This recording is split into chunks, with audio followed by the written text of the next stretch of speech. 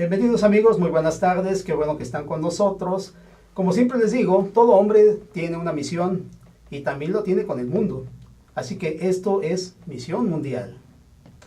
Hoy vamos a analizar el plebiscito que tuvo lugar en uno de los países hermanos allá en Sudamérica, es Colombia. Nos llama mucho la atención porque pues ha sido un pacto de paz que se negoció durante varios años y pues aparentemente todos los críticos, analíticos, analistas internacionales, internacionalistas habían vaticinado como una especie de sí o de no, básicamente apoyándolo abrumadoramente, pero este domingo el pueblo colombiano pues nos dio una gran sorpresa, ganando el rechazo a ese pacto, en el cual pues también podríamos decir que se trata de algo que se debió haber analizado de otra forma. Antes que esto, quisiera yo comentarles algunas de las cosas que han sucedido esta semana. Me llama mucho la atención también el hecho de que el sábado pasado, uno de los conciertos más interesantes que se dio aquí en la Ciudad de México como escenario, tuvo más o menos a 200,000 personas, muchos de ellos la mayoría son jóvenes, por supuesto, y se presentó Roger Waters con su espectáculo de Pink Floyd, heredando de Pink Floyd, el otro ladrillo en la pared, donde se mencionó pues algunas cosas también en apoyo a la política nacional y por supuesto contra la política estadounidense de rechazo a los mexicanos. No me gustaría mucho decir la palabrota que le dijo a Donald Trump, pero tampoco me gustaría mucho mencionar lo que se dijo del presidente mexicano. Así que vamos a brincárnoslo, pero lo que sí a mí me llama mucho la atención es la valentía que tiene esta personalidad para poder comunicar y decir abiertamente una idea dentro del mismo país donde le está dando un concierto. Hoy tenemos como unipanelista a alguien muy interesante, es una persona que es de origen colombiano, pues ni más ni menos que pues solamente él para poder hablarnos un poco sobre ello. Además tiene un pie en Colombia y tiene un pie en México porque ya está naturalizado también. Él se llama Mario Rey, él es catedrático de la Universidad Autónoma de la Ciudad de México y de la UNAM también. Él básicamente es promotor de la cultura y literatura, es catedrático en estas dos especialidades. Mario, me da mucho gusto que estés en el programa, invitado especial de Misión Mundial, y te agradecemos de verdad mucho tu presencia aquí. Gracias a ti y a ustedes por invitarnos y al público que nos está viendo. Muy bueno. Invitarnos digo porque nos invitó a un par de colombianos, el otro colombiano no pudo venir, Eduardo Correa y Mercedes Oliveros, pero de alguna forma pues somos parte de un grupo de colombianos en México y pensamos que a través de tu programa podemos difundir nuestras ideas. Por supuesto que sí. Todos ellos son residentes, ya ustedes están aquí en México, ¿verdad? Pues hay ciudadanos mexicanos. Hay de todo. Muchos somos colombianos y mexicanos naturalizados, sí. Mexicanos, pero hay una gran cantidad de jóvenes que están también acá, que simplemente son o estudiantes o trabajadores, sí. migrantes, ¿no? También. Claro. Que están haciendo su proceso como lo hicimos nosotros hace unos cuantos años, como lo hizo García Márquez, como lo hizo claro. Álvaro Mutis. Claro, sí, o sea, hay una migración colombiana muy importante. Por supuesto. Sí, es que la migración es algo muy particular y muy especial. Se ha dado desde el hombre primitivo, ¿no? Por supuesto. Tuvo que emigrar a todas partes. Entonces, no puede quitarle eso a los genes humanos, ni siquiera el hombre contemporáneo, ¿no? No, la humanidad necesita conocer otros lugares, desplazarse, viene. Lo absurdo en esta época es que es una época en la que la comunicación circula libremente por el mundo sí. y el capital circula casi libremente por el mundo y sin embargo las políticas frenan la migración de la gente. Perfecto. Mira, nos mandaron de por allá, precisamente de Colombia, un video en el que aparece una actriz colombiana muy reconocida, ella es Claudia Álvarez. Nos gustaría mucho pasar ese video, por lo menos unos 3 o 4 minutos. Vamos a verlo y regresamos al programa para ya analizar lo que sucedió con el plebiscito el domingo en Colombia. Claro. Hola a todos, bueno, mi nombre es Claudia y este es un nuevo canal de YouTube. Bueno, y quise abrirlo, porque hoy lo abro, entonces quise abrirlo con un tema que es sobre el resultado del plebiscito, ¿sí? Porque en realidad estoy demasiado triste, o sea, estoy muy triste. Me duele, como alguien puso en un comentario, me duele Colombia, pero no me duele de esa manera que muchos han publicado, que han dicho que es un país ignorante, que es, o sea, no me duele de esa manera, me duele de otra manera. Me duele Colombia porque es nuestro país, es donde nacimos. Y me duele que por unos acuerdos en este momento haya tanta guerra entre nosotros mismos. O sea, ¿por qué tiene que haber guerra en nosotros mismos? No, es que somos un país libre, somos un país donde nosotros podemos opinar y decidir qué queremos hacer. ¿Por qué tienen que imponernos o por qué tenemos que imponer a otra persona que tiene que votar o que tiene que hacer lo que nosotros queramos hacer? Es que no es lo que nosotros queremos que la otra persona haga, es lo que esa persona le nace hacer. Y si esas personas que votaron por el sí, les nació votar por el sí, pues es respetable. Y si a la persona que votó por el no, le nació votar por el no, también es respetable. O sea, no tenemos por qué estar armando una guerra entre nosotros mismos, ¿sí? Y estar peleando. O sea, ¿cómo es posible que la persona que votó por la paz, que votó por un sí, dijo, sí, yo quiero la paz, en este momento esté en guerra con una persona que votó por el no? Y que dijo, no quiero votar por el sí. Y entonces esa persona que votó por el sí porque quería la paz, está diciendo que esta persona es una ignorante, que es una persona no sé cómo, está insultando, o sea, he visto insultos, ¿sí? Entonces, ¿dónde está la paz? Yo me pregunto, y le pregunto a usted, que votó por el sí, ¿dónde está la paz? ¿Dónde está la paz que usted firmó, que usted votó, donde decía sí o no a los acuerdos? ¿Dónde está cuando usted dijo sí y marcó la X y dijo sí? Si es que la paz no está en un papel, la paz está en nuestro corazón, la paz viene de adentro. Y si nosotros no empezamos a ver las cosas diferentes y empezamos a tener paz con nosotros mismos para poderla brindar, entonces, ¿cómo queremos la paz? O sea, yo los invito a todos de verdad de corazón, que empiecen a reflexionar, ¿sí? Y que entendamos de que somos Colombia, somos un país, somos una familia, y que así como en los hogares, o sea, en los... Bueno, pues ese es el video que vimos, un fragmento solamente del comentario que hace Claudia Álvarez, una reconocida actriz colombiana. El video en realidad dura casi 8 minutos, pero bueno, por necesidades del programa lo tuvimos que cortar. El video nos lo envió un gran amigo nuestro de Misión Mundial, personal también, que se encuentra en este momento en Nueva Zelanda, recorriendo su 50º país, en una gira que está haciendo, que ya nos platicará él algún día que pueda estar aquí en México para decirnos qué es lo que está haciendo él, también al frente del Ministerio Iberoamericano de Cultura, y cómo se relaciona esto con Colombia, porque puesto que él nos lo mandó para conocer esta opinión de una de las personalidades que pues es muy conocida por allá por Colombia. Regresamos nuevamente entonces al panorama. Mario, ¿qué más que tú que nos puedes platicar? ¿Qué fue lo que sucedió este domingo? Y básicamente vamos a contextualizarnos un poco. ¿Cómo se da la cuestión del plan de paz? Se empezó a negociar a partir desde 2012.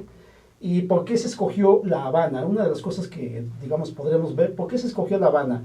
Como centro neutral, más o menos, para que no se molestaran ni las FARC, que son de izquierda, o el gobierno que es, no sé de qué tendencia, de Juan Manuel Santos. Platícanos un poco y contextualízanos por qué se dio este plan de paz de esta manera.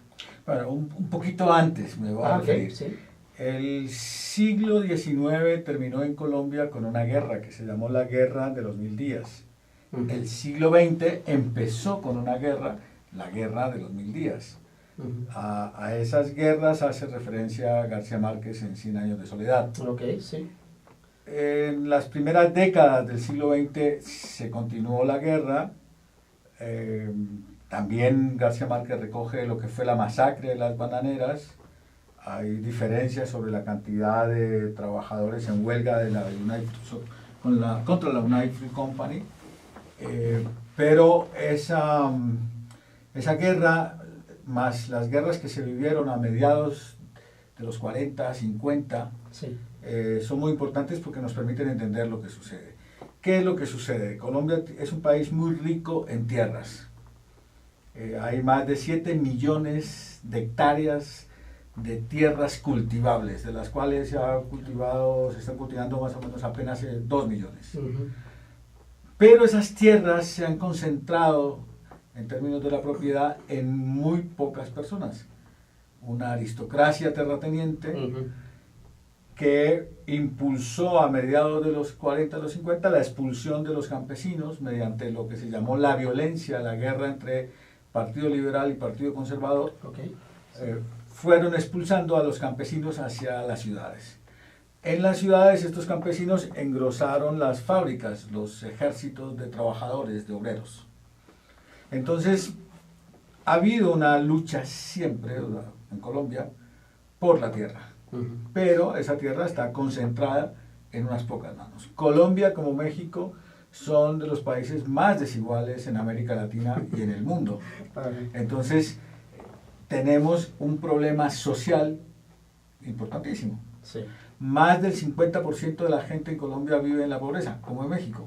Sí, sí, totalmente. Entonces, siendo un país muy rico en términos de sus recursos, es un país muy desigual, con una gran pobreza y extrema pobreza. Uh-huh. Repito, como sí, México. Claro. Entonces, hay un líder popular que se llama Jorge Eliezer Gaitán, que levanta unas banderas liberales, no eran comunistas. Los dirigentes obreros en Colombia que asesinaron, varios de ellos a principios del siglo XX, tenían una concepción comunista. Jorge Eliezer Gaitán no la tiene, es un liberal educado, es un liberal que estudia en Italia Derecho, y es un liberal que tenía una gran capacidad de comunicación con los sectores populares. Había sido alcalde de Bogotá y era probablemente el futuro presidente de Colombia cuando lo asesinan. ¿Quiénes lo asesinaron? Nunca se sabe, pero hay datos, ¿quiénes en términos de qué persona? Sí. Pero hay datos que muestran claramente que fue esa aristocracia terrateniente y esa nueva burguesía que no quería ceder el gobierno a uno de sus hijos, quizás no de las clases más dominantes, pero un sector pudiente del país, que quería hacer pequeñas reformas. En el 48, cuando asesinan a Gaitán, los liberales se van a la guerra contra los conservadores, reviven la guerra que se había venido dando en los años 40, 50. En los años 40, 30 y principios de los 50 se da esta confrontación y se unen a ellos un grupo comunista. Cuando el Partido Liberal hace las paces y regresa de la guerra, de la guerrilla, queda una parte de esos liberales más los comunistas y forman las FARC. Es de esa guerra de la que se habla ahora, pero es importante entender que esa es una de las guerras que hay en Colombia. Claro. Viene todo desde el siglo XIX. Okay. Además tenemos la guerra del narcotráfico. Sí, que se da el mismo. Además tenemos la guerra de los paramilitares. Igual. Y esto es muy importante aquí detenernos porque los paramilitares son bandas de militares armados por fuera de la ley que en principio fueron organizados para defenderse o combatir a las FARC, pero que en realidad, además de combatir con las FARC, han asesinado líderes populares campesinos y líderes populares sindicales y líderes estudiantiles. Y esas paramilitares siguen vigentes. Les han cambiado de nombre, pero están presentes.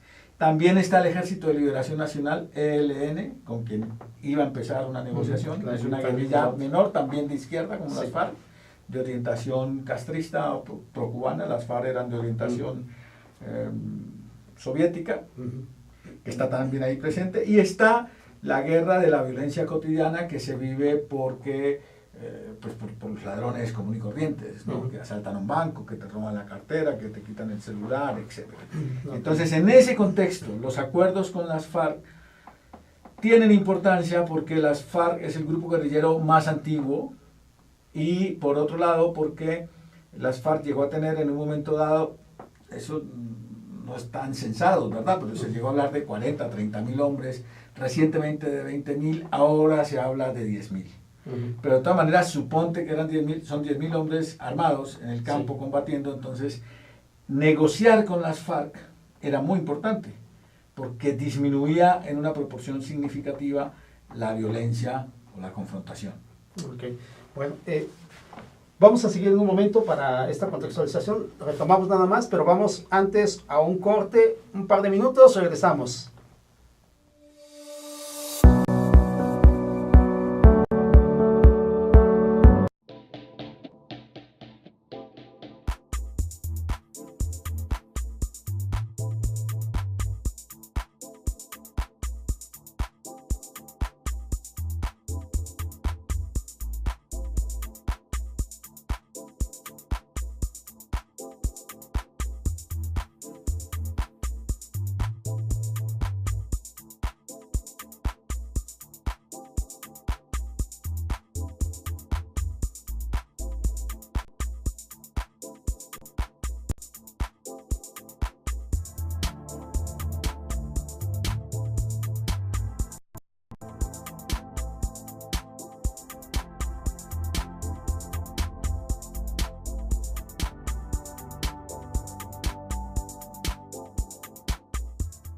Ruiz Robles, corredores públicos y peritos traductores. Trabajamos para darles seguridad, confianza y un servicio profesional en sus asuntos relacionados a fe pública, valuación, arbitraje comercial, asesoría jurídica y traducciones. Para nosotros lo más importante es su satisfacción, brindándole además la asesoría jurídica necesaria en su negocio, con un equipo de profesionales capacitados para prevenir y resolver situaciones de riesgo en su empresa. Le aseguramos una asistencia profesional personalizada y humana a quien consideramos más importante, el cliente, porque las oportunidades pequeñas son el principio de las grandes empresas. Segunda carrera Texcoco 2016. Corre, camina o trota por la prevención del cáncer de mama. 5 y 10 kilómetros. Domingo 16 de octubre. En Body Factory Texcoco. A las 7 de la mañana. Más que una carrera, una causa.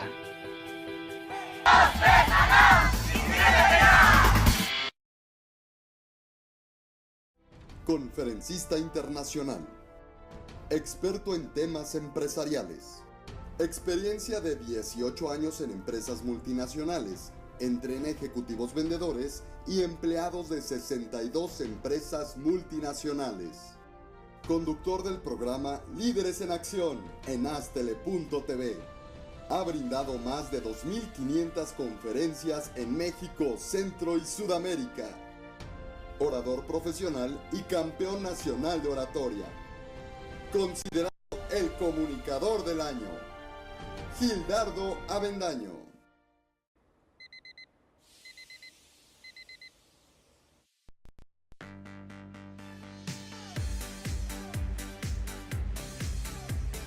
Cuando la vida te pone a sudar, hidrata la vida. Electrolit, científicamente hidratante.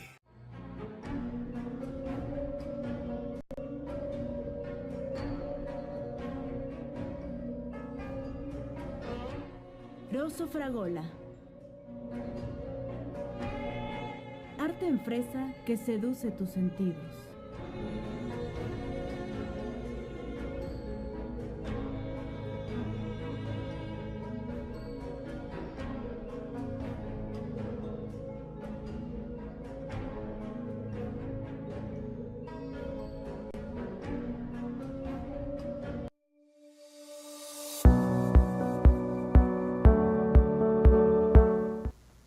Amigos, nuevamente, bienvenidos. Qué bueno que están aquí con nosotros y que siguen con nosotros todavía.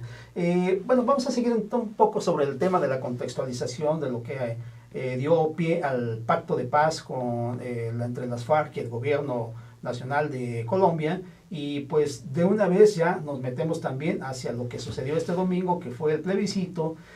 A mí se me antoja un poco, bueno, como decir algo como lo que pasó en Gran Bretaña, que es el Brexit. Ellos estaban votando por salirse de la Unión Europea. Y más o menos si lo hacemos un parangón, yo le diría que es un Worexit, o sea, por saber si se puede salir de la guerra. Y al parecer el pueblo colombiano, o si un sector de la población, votó porque no se salieran aparentemente de esto. Ya nos va a platicar nuestro invitado, que es Mario Rey, a quien nuevamente te enfocamos. Y bueno, pues estás nuevamente con nosotros, Mario. Entonces, por favor, contextualízanos, terminando de lo que estaba muy interesante lo que estabas comentando, ¿no? Okay. Entonces, las FARC han tenido una lucha revolucionaria por cambiar el Estado colombiano a un Estado socialista, pero con la caída de la Unión de Repúblicas Socialistas Soviéticas, con la caída del muro de Berlín, con, de alguna manera, el fracaso de la Revolución Cubana, en fin, la evolución de Nicaragua, etcétera. Pues las FARC se fueron convenciendo de la necesidad de negociar, o sea, la imposibilidad de conquistar el Estado como por medio de las armas, sí, y la necesidad de hacerlo haciendo política, con discurso, con la palabra, con el ejercicio de la política. En su lucha, las FARC, a mi juicio, cometieron muchos errores. Uno importantísimo contra los derechos humanos es el secuestro. Otro que también es discutible, no de esta dimensión como el secuestro. Además, en el secuestro, pues en la confrontación o en la recuperación o por ir a secuestrar o por defender a los secuestrados, etcétera, hubo muertos. En la confrontación contra los paramilitares también hubo muertos y hubo tragedias, hubo masacres cometidas por los paramilitares y algunas también por las FARC. Entonces, eso deterioró la imagen de las FARC ante la sociedad colombiana y ellos percibieron que era necesario negociar.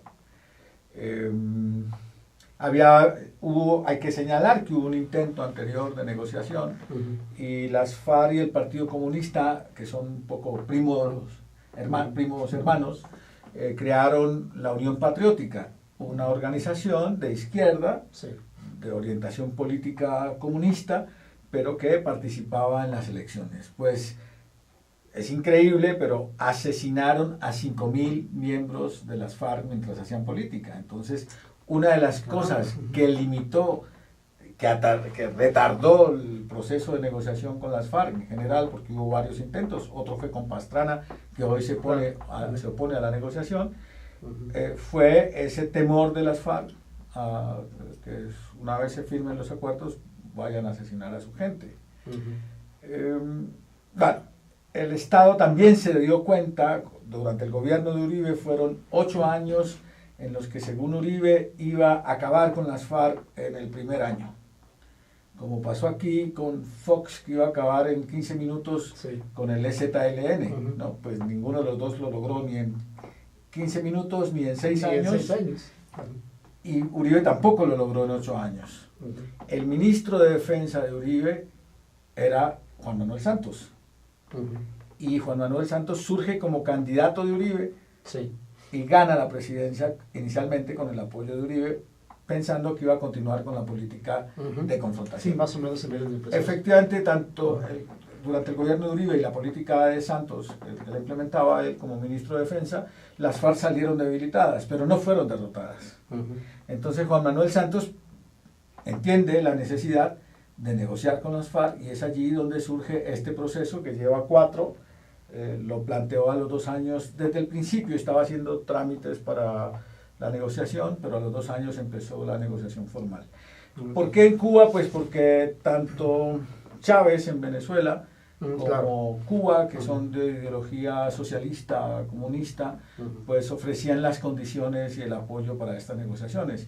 Negociar en Colombia era muy difícil porque están en medio de la batalla. Sí, está candente, ¿no? Sí. Claro, uno de los puntos que planteó Santos fue, mientras se negocia se sigue combatiendo. Entonces era muy difícil. No, pues no se puede así.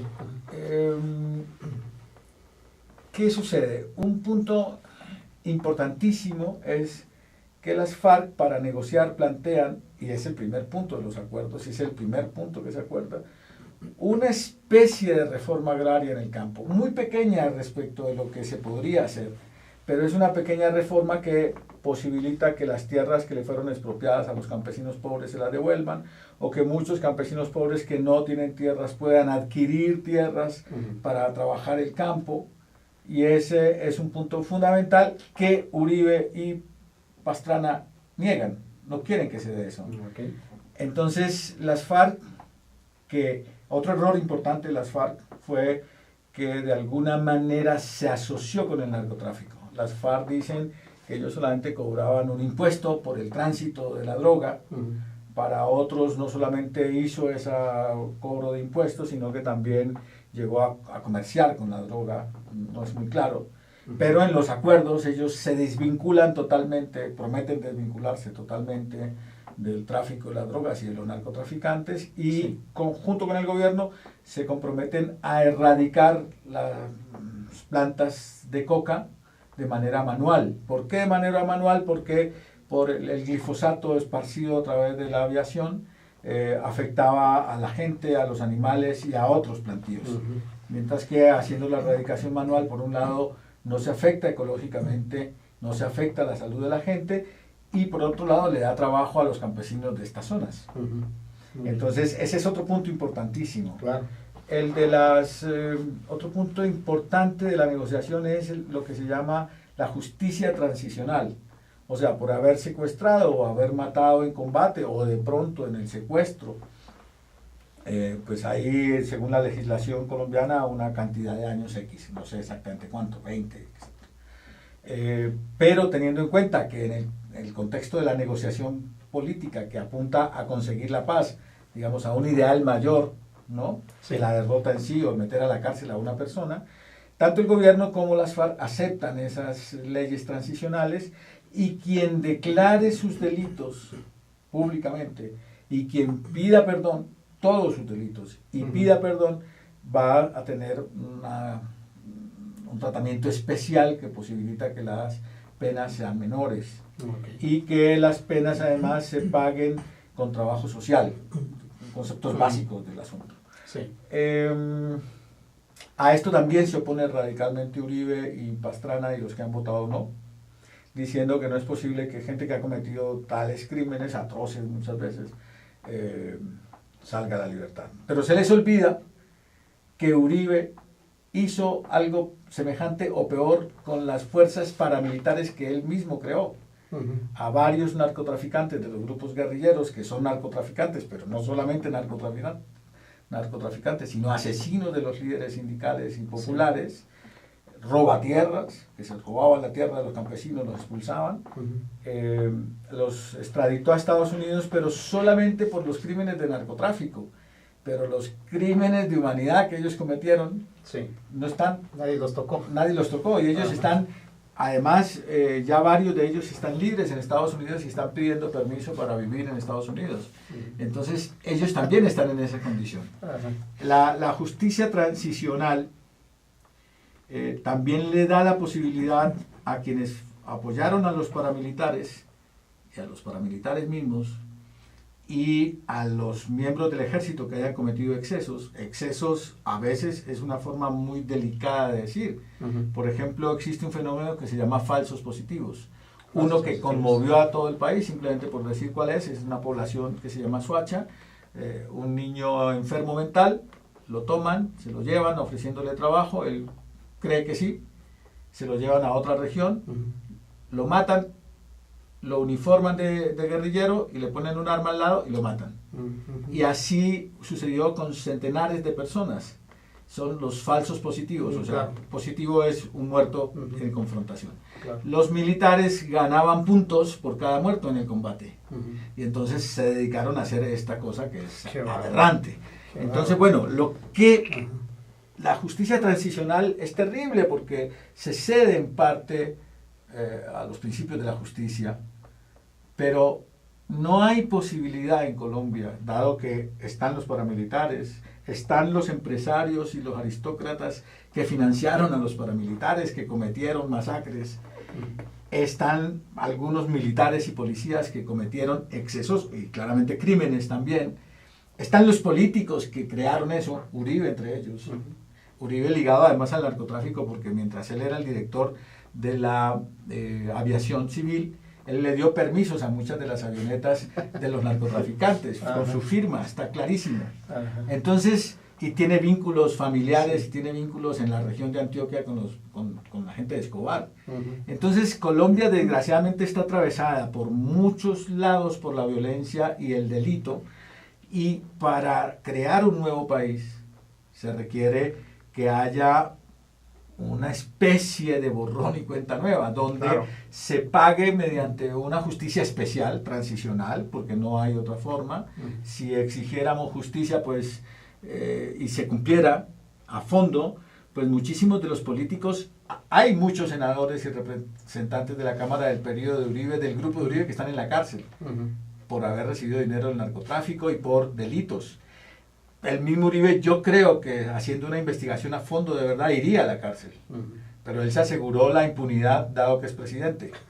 Entonces, si en Colombia no se logra una justicia transicional en la cual la gente, que es lo fundamental, declare sus delitos, declare sus crímenes, se arrepienta, pida perdón y ofrezca una retribución más que todo simbólica, porque la vida de una persona no se puede recompensar, ¿no? Entonces no se puede recuperar jamás. Si no hacemos eso, pues no se puede avanzar. Seguiremos empleando porcentajes muy altos del presupuesto nacional en la guerra, seguiremos aportando muertos jóvenes de ambos lados. Entonces esa es la importancia del acuerdo firmado con las FARC, 290 y tantas páginas. Y esa es la oposición que plantea Uribe y sus seguidores.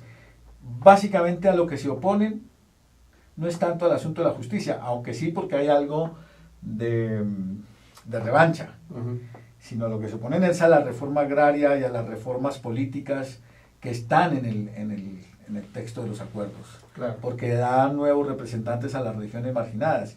Y una cosa muy curiosa, el país está polarizado. Si hubiera ganado el sí, también hubiera ganado por 20, 30, 40 mil votos. Ganó el no por 40 mil votos. Pero el país, eso refleja que está mitad y mitad. Votaron 12 millones y tantos de colombianos, con una abstención del 60%. La pequeña variante a favor de uno u otro, de todas maneras, indicaría un país supremamente confrontado en estos dos puntos de vista, ¿no? Entonces, necesitamos mantener la línea de la búsqueda de la paz. Felizmente, tanto Timochenko, que es el líder de las FARC, como Juan Manuel Santos, que es el presidente, una vez que se supo el resultado negativo del plebiscito, coincidieron en plantear que habría que mantener el alto al fuego indefinido que está planteado. O sea que no se regresa a un estado de guerra. Y eso es vital, eso es fundamental, eso es una ganancia en medio de la tristeza de que no se hayan ratificado los acuerdos. Pastrana fue muy radical diciendo que no se podían dar cambios en el campo, que la justicia, etcétera, o sea, todo lo de la ultraderecha. Y Uribe contradictoriamente ha empezado a ceder, ya ha dicho que bueno, que la mayoría de los soldados de las FARC podrían ser indultados, y ha empezado a decir otras cosas, porque en realidad lo que Uribe está negociando es impunidad para él y su gente. Detrás de la oposición de Uribe está la negociación, porque él tiene varios procesos. La muerte, por ejemplo, de un humorista y superinteligente, Garzón, asesinado vilmente, que es crimen de lesa humanidad, y muchas otras. Entonces, lo que están negociando estos sectores de extrema derecha es la impunidad. Y es una negociación muy difícil de entender, porque además ese tipo de negociaciones se dan por debajo de la mesa o por fuera de los reflectores, ¿no? Pero es eso. Él tiene un primo en la cárcel, tiene un hermano que no sé si ya salió, pero estaba en la cárcel y está en un proceso. Y tiene varios de sus exministros, uno que llaman Uribito, que está en Estados Unidos, que le dieron dinero a su ministerio para distribuir entre los campesinos pobres, y se lo dio a los ricos terratenientes y a algunos vinculados con el narcotráfico. Entonces, eso es lo que está sucediendo en Colombia. Es muy complejo, es muy curioso que la gente haya votado no en esa medida, pero es que Uribe lidera una concepción de derecha que incluso atenta contra los cambios recientes que ha habido en la Constitución, en las leyes colombianas, para favorecer el matrimonio entre personas del mismo sexo, y que personas del mismo sexo casadas puedan ¿cómo se llama? Adoptar niños. Ajá. Entonces han mezclado todo y ahorita están luchando incluso ellos para que en los nuevos acuerdos se eche para atrás en estos avances de la humanidad, ¿no? Que antes se segregaba a los homosexuales, sí. Ahora hemos avanzado en la Ciudad de México también. Bogotá es una ciudad semejante a México, donde la izquierda o sectores democráticos predominan. Y entonces, bueno, pues hay en este momento una confrontación ideológica en Colombia. No hay guerra en Colombia, es importante destacar.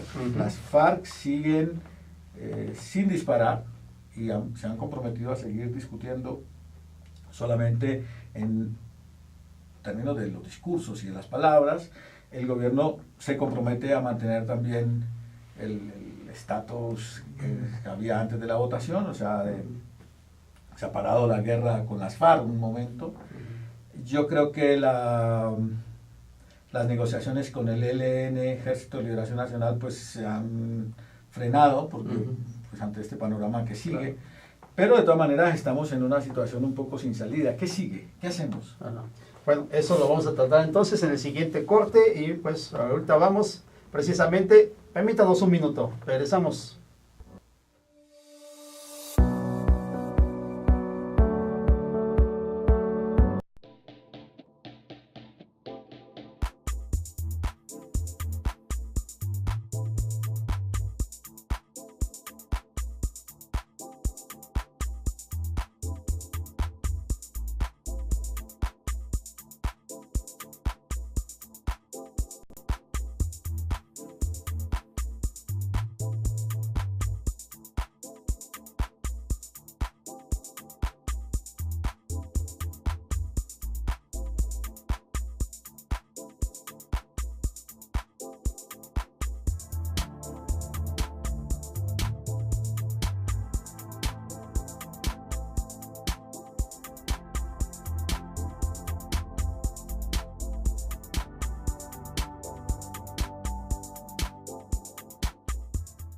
Ruiz Robles, corredores públicos y peritos traductores. Trabajamos para darles seguridad, confianza y un servicio profesional en sus asuntos relacionados a fe pública, valuación, arbitraje comercial, asesoría jurídica y traducciones. Para nosotros lo más importante es su satisfacción, brindándole además la asesoría jurídica necesaria en su negocio, con un equipo de profesionales capacitados para prevenir y resolver situaciones de riesgo en su empresa.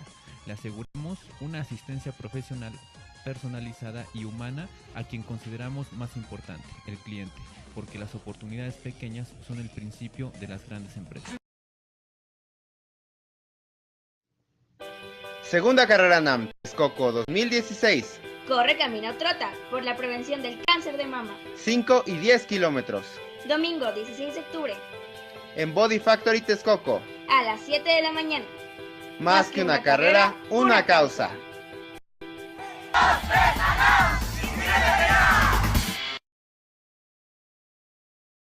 Conferencista internacional. Temas empresariales. Experiencia de 18 años en empresas multinacionales. Entrena ejecutivos vendedores y empleados de 62 empresas multinacionales. Conductor del programa Líderes en Acción en Astele.tv. Ha brindado más de 2.500 conferencias en México, Centro y Sudamérica. Orador profesional y campeón nacional de oratoria. Considerado el comunicador del año. Gildardo Avendaño.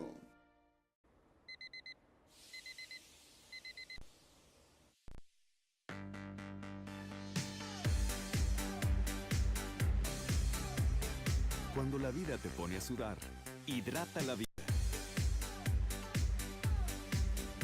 Electrolit, científicamente hidratante.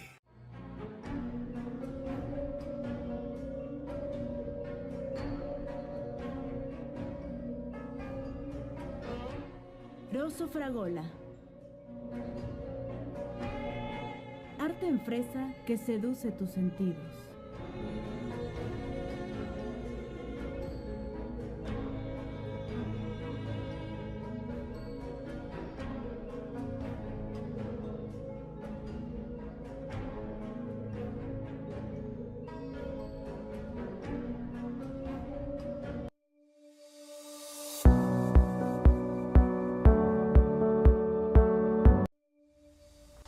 Amigos, nuevamente bienvenidos. Pasen adentro, por favor. Ya estamos nuevamente en la última fase de Misión Mundial con este tema tan interesante que es pues las consecuencias que podría tener para Colombia el posible no del plebiscito que se realizó el domingo pasado.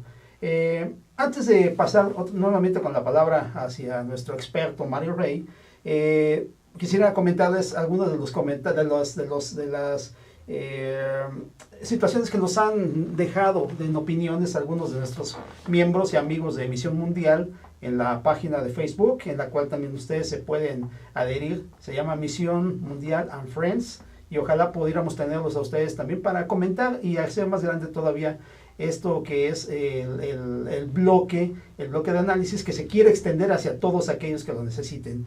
Uno de ellos es Rita del Pilar, una de ellas es esta compañera, amiga y también miembro de Misión Mundial, que nos comentaba, bueno, nos hacía más bien un paréntesis: si los que votaron por el no, está bien, vamos a respetarlo, es un poco como la posición que nos presenta Claudia Álvarez, que del video que ya vimos también, pero también hay que respetar un poco el sí. Entonces habría que ver por qué ella sugiere qué es lo que pasó con las FARC y por qué, qué les obligó a pasar al lado beligerante, porque debe haber una causa.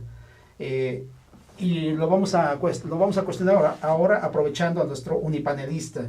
Otro más por ahí nos mandaron que decía: amigos, deténganse un momento, vamos a analizar esto.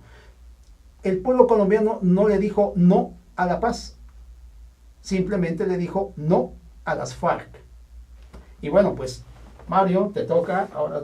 ¿Qué puedes decirnos de estas dos? De lo primero vamos a recordarlo, ya lo dije, sí. Las FARC surgen en esa ola, en ese movimiento mundial por un cambio del capitalismo al socialismo, en primer lugar. Y en segundo lugar, por esa gran desigualdad social que hay en Colombia. Y en tercer lugar, porque un líder liberal, no comunista, no anticapitalista, como Jorge Eliezer Gaitán, es asesinado. Pero hay que recordar que son muchos los líderes colombianos asesinados. Carlos Pizarro, el M-19, otra guerrilla, llegó a la negociación, hicieron la negociación. Carlos Pizarro se lanza como candidato a la presidencia y lo asesinan. Nombrar todos los asesinados es imposible. Hay de 220.000 muertos directamente por el conflicto. Son muchas las personalidades. 4 candidatos presidenciales fueron asesinados. Entonces las FARC tienen esa idea. Ellos, aunque hayan hecho negocios con los narcos, no es una organización narcotraficante, como algunos dicen. Bueno, ¿y por qué aquí no se hace lo mismo con el Chapo Guzmán? No. Una cosa es el narcotráfico, como Pablo Escobar y los Rodríguez, y otra cosa muy distinta son las FARC, que han hecho pactos con ellos para tener dinero para comprar armas, etcétera, que está mal, me parece que es éticamente incorrecto, pero que es una organización política de izquierda que apunta a un cambio para solucionar el conflicto social. 50% de gente en la pobreza, por lo menos. Entonces, terrible. Bueno, ese es un asunto. Después, la gente, a mi juicio, ¿por qué votó no? Los que votaron sí, primero, no, yo voté sí. Yo no voté sí porque sea miembro de las FARC, ni voté sí porque esté de acuerdo totalmente con las FARC. Diverjo en las cosas que he dicho y en otras de su ejercicio político. Tampoco estoy de acuerdo con Santos, tampoco estoy votando a favor de Santos. Estoy votando por algo que trasciende a Santos, a las FARC, a Uribe, y es la paz. Después de siglos, desde la llegada de los españoles hasta ahora, nunca hemos estado en paz. Entonces, poder avanzar a que las diferencias políticas y sociales las resolvamos políticamente y no con las armas y no asesinando líderes, es un paso fundamental. Eso es algo que se logró en el siglo XIX en muchos países, en México, aunque después hubo también una revolución agraria en principios del 20, ¿verdad? Pero eso es lo que, por eso es que votamos el sí. Muchos votaron también porque son o miembros o amigos o familiares de las FARC, también, no son tantos. Multiplica 10.000 por lo que tú quieras, por 5, por 10, son 100.000. No es mucho más. También votaron los que están con Santos, que tampoco son muchos, porque Santos ha tenido un gobierno que ha sido muy criticado, pero su bandera fundamental, que es la de la paz, en esa bandera nos identificamos muchos, pero no somos ni santistas ni farianos, como se les dice en Colombia. Oye, pero en el no sucede lo mismo. Sí. Hubo gente que votó contra las FARC porque está este pasado que he señalado de crímenes, de secuestro, de impuestos cobrados así por su propia ley, de masacres, de vínculos con los narcotraficantes.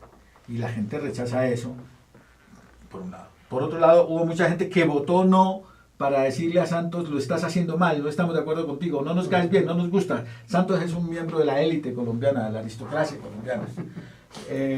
También hubo mucha gente que votó por él no. Sí. Y hubo mucha gente que no se atreve a decirlo, pero que en verdad vive de la guerra y le interesa mantener la guerra porque conquista tierras, porque ha financiado a los paramilitares.